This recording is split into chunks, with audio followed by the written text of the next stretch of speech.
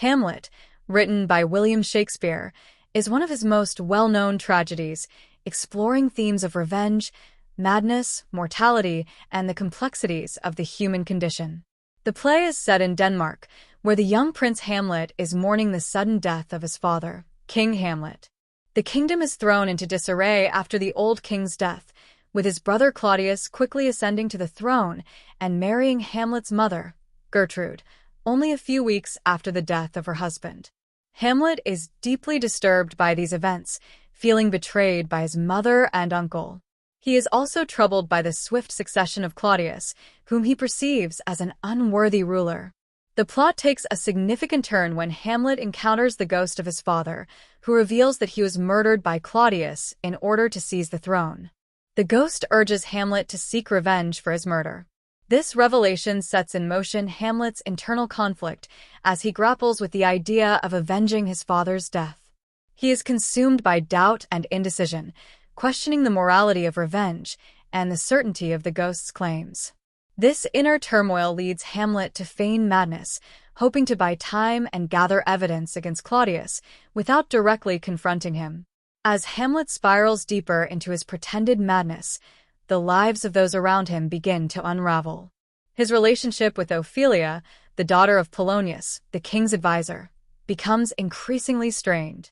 Ophelia is deeply affected by Hamlet's erratic behavior, and her emotions are further manipulated by her father and brother, Laertes, who advise her to distance herself from him.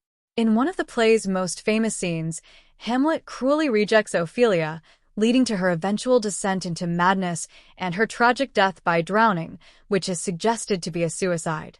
Polonius, who is suspicious of Hamlet's behavior, decides to spy on him. In a confrontation between Hamlet and his mother, Gertrude, Hamlet accidentally kills Polonius, mistaking him for Claudius. This act of violence escalates the conflict, leading to Hamlet being sent to England by Claudius, who has secretly arranged for Hamlet's death. However, Hamlet escapes and returns to Denmark, where he is confronted with the growing political instability and the need for action.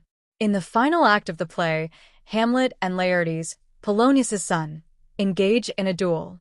Laertes, who seeks revenge for his father's death and his sister's madness, conspires with Claudius to kill Hamlet during the duel using a poison blade.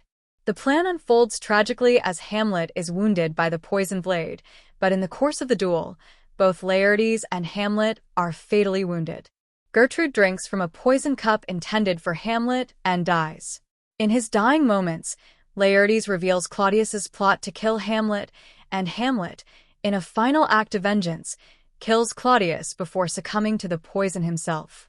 The play ends with the arrival of Fortinbras, the Prince of Norway, who claims the throne of Denmark.